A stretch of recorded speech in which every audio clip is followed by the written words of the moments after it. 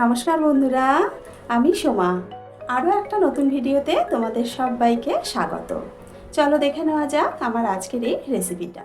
আজ আবারও একটা মাছের রেসিপি নিয়ে হাজির হয়ে গেছি। আজ তোমাদের সাথে একটা রুই মাছের রেসিপি শেয়ার করব।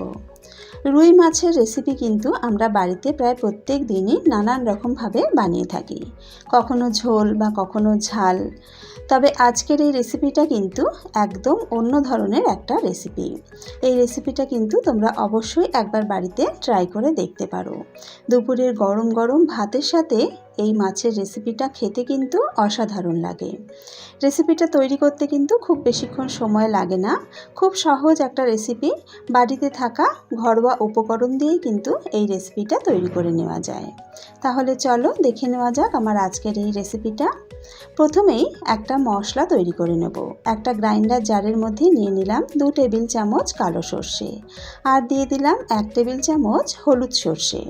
যেহেতু কালো সর্ষের ঝাঁঝটা বেশি, তাই কালো সর্ষেটা আমি এখানে বেশি ব্যবহার করেছি। তবে তোমরা যদি বেশি ঝাঁঝ পছন্দ না করো, সেক্ষেত্রে কালো সর্ষেটা কম করে হলুদ সর্ষেটা বাড়িয়ে দিতে পারো। দিয়ে দিলাম 2 চামচ গোটা ধনে আর 1 চামচ গোটা জিরে। জিরের পরিমাণটা একটু কম দিতে হবে। দিয়ে দিলাম 15 থেকে 20টা গোলমরিচ, হাফ ইঞ্চি আদা ছোট ছোট টুকরো করে কেটে দিয়ে দিলাম। এর সাথে দিয়ে দেব 10 থেকে 12 কোয়া রসুন। আমি এখানে রসুন 10-12 কোয়া ব্যবহার করেছি, তবে তোমরা কিন্তু নিজেদের স্বাদ মতন বাড়িয়ে বা কমিয়ে নিতে পারো। অল্প পরিমাণে জল দিয়ে দিলাম। এবার দিয়ে দিলাম হাফ চা চামচ নুন। যেহেতু সর্ষে বাটবো, সর্ষে বাটাতে একটু নুন দিয়ে বাটলে কিন্তু তেতো হয় না। আর দিয়ে দিলাম 2টো কাঁচা লঙ্কা। এবার একটা মিহি পেস্ট বানিয়ে নেব। এখানে আমি 500 গ্রাম রুই মাছ নিয়ে নিয়েছি। মাছটাকে ভালো করে ধুয়ে পরিষ্কার করে রেখেছি। মাছের মধ্যে দিয়ে দিলাম 1 চা চামচ নুন, 1 চা চামচ দিয়ে দেব হলুদের গুঁড়ো, আর দিয়ে দেব 1 চা চামচ লাল লঙ্কার গুঁড়ো। তবে লঙ্কার গুঁড়োটা কিন্তু অপশনাল, তোমরা যদি লঙ্কার গুঁড়ো দিতে পছন্দ না করো সেক্ষেত্রে স্কিপ করতে পারো, তবে দিলে বেশ সুন্দর একটা চটপটা স্বাদ হয়। এবার যে মশলার পেস্টটা তৈরি করে রেখেছিলাম, সেখান থেকে 2 টেবিল চামচ মতন পেস্ট এই মাছের মধ্যে দিয়ে দিলাম। এবার সমস্ত কিছু খুব ভালো করে মাখিয়ে নেব। মাছের সাথে নুন হলুদ মাখাবার সময় যদি এই পেস্টটা দিয়ে দেওয়া যায়, তাহলে মাছ ভাজার সময় কিন্তু মাছে খুব সুন্দর একটা টেস্ট হয়। মাছের মধ্যে সমস্ত কিছু ভালো করে মাখিয়ে নিয়েছি। 5 মিনিট এইভাবে রেখে দেব। 5 মিনিট পর একটা কড়া গরম করে তাতে দিয়ে দিলাম সর্ষের তেল। তেলটাকে খুব ভালো মতন গরম করে নিয়েছি। এবার মশলা মাখানো মাছের পিসগুলো এক এক করে দিয়ে দেব। তবে একবারেই কিন্তু সব মাছগুলো ভাজা যাবে না, যে কটা মাছ ধরবে সে কটাই দেব। প্রথমে এখানে আমি 5 পিস মতন মাছ দিয়ে দিয়েছি। এক পিঠটাকে লাল করে ভেজে মাছের পিসগুলোকে উল্টে দেব। যেহেতু এখানে মশলা মাখানো আছে, তাই মাছের পিসগুলো কিন্তু একটু মিডিয়াম আঁচে ভাজতে হবে, তা না হলে কিন্তু মশলাটা পুড়ে গিয়ে মাছগুলো কালো কালো হয়ে যাবে। দেখতেই পাচ্ছ মাছগুলো কিন্তু বেশ লাল করে ভেজে নিয়েছি। 2 পিঠটাই বেশ লাল করে ভেজে নেব। যেহেতু মশলা মাখানো আছে, তাই মাছের পিসগুলো কিন্তু একটু লালচে লালচে তাড়াতাড়ি হয়ে যাবে। ভাজা মাছগুলোকে তুলে নিলাম। একইভাবে বাকি মাছগুলোকেও ভেজে নেব।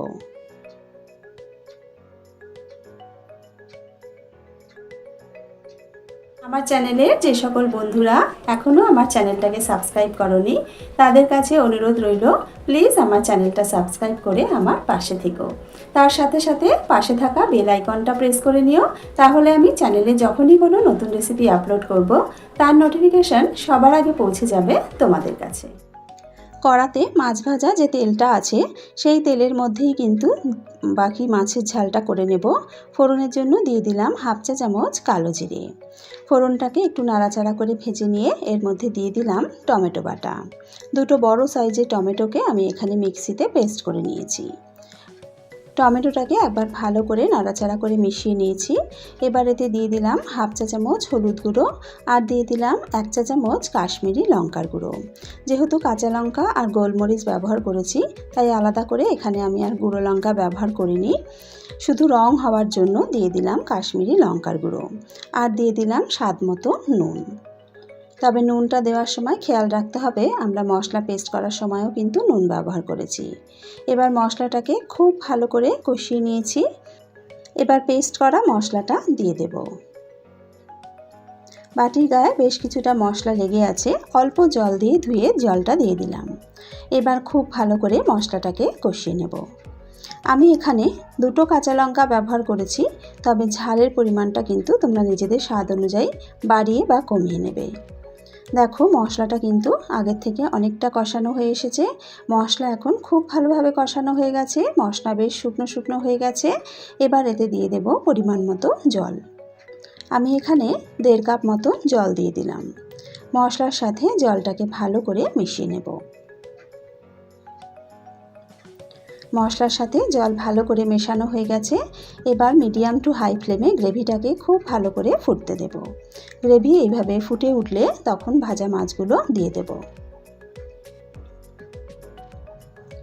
ভাজা মাছগুলো দিয়ে হালকা হাতে একবার গ্রেভির সাথে মিশিয়ে দেব, যাতে প্রত্যেকটা মাছ গ্রেভিতে ভালোভাবে ডুবে থাকে। এবার গ্যাসের ফ্লেমটা মিডিয়াম টু লোতে দিয়ে 3-4 মিনিট রান্না করে নেব। মিনিট 4 হয়ে গেছে, লো ফ্লেমে মাছটা রান্না করে নিয়েছি। দেখতেই পাচ্ছ গ্রেভিটা কিন্তু অনেকটা শুকনো শুকনো হয়ে গেছে আর বেশ সুন্দরভাবে তেল ভেসে উঠেছে। আবারও একবার ভালো করে একটু নাড়াচাড়া করে দিলাম। এবার এতে দিয়ে দেব একটু ধনেপাতা কুচি। ধনেপাতাটাকে দিয়ে একবার ভালো করে মিশিয়ে নেব।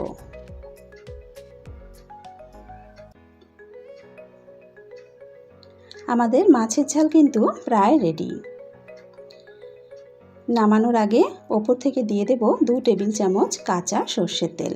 যে কোনো সর্ষে বাটা রান্নায় যদি একটু কাঁচা সর্ষের তেল দেওয়া যায় তাহলে তার স্বাদ আর গন্ধটা কিন্তু একদম অন্যরকম হয়ে যায়। সর্ষের তেলটা দিয়ে একবার ভালো করে মিশিয়ে নিলাম। এবার নামিয়ে গরম গরম ভাতের সাথে সার্ভ করে নেব। তৈরি হয়ে গেল রুই মাছের একদম নতুন ধরনের একটা রেসিপি। সম্পূর্ণ নতুনত্ব ধরনের এই রেসিপি দুপুরের গরম গরম সাদা ভাতের সাথে খেতে কিন্তু অসাধারণ লাগে। কত সহজে তৈরি করা হয়ে যায় দেখতেই পেলে। তৈরি করতে কিন্তু খুব বেশিক্ষণ সময় লাগে না, আর একদম ঘরে থাকা উপকরণ দিয়েই এই রেসিপিটা তৈরি হয়ে যায়। রোজকার একঘেয়ে মাছের ঝোল বা মাছের ঝালের পরিবর্তে এই রকমভাবে মাছ রান্না করলে কিন্তু গরম ভাতের সাথে খেতে ভীষণ ভালো লাগে। আশা করি আমার আজকের এই রেসিপিটা তোমাদের ভালো লেগেছে। যদি রেসিপিটা ভালো লেগে থাকে তাহলে অবশ্যই কিন্তু রেসিপিটা একবার বাড়িতে ট্রাই করো। আর বাড়িতে ট্রাই করলে খেতে কেমন হয় কমেন্টস করে আমাকে জানাতে কিন্তু ভুলো না। আজকের ভিডিও এখানেই শেষ করছি। আবারও হাজির হয়ে যাব একটা নতুন রেসিপির সাথে। সকলে ভালো থেকো, সুস্থ থেকো।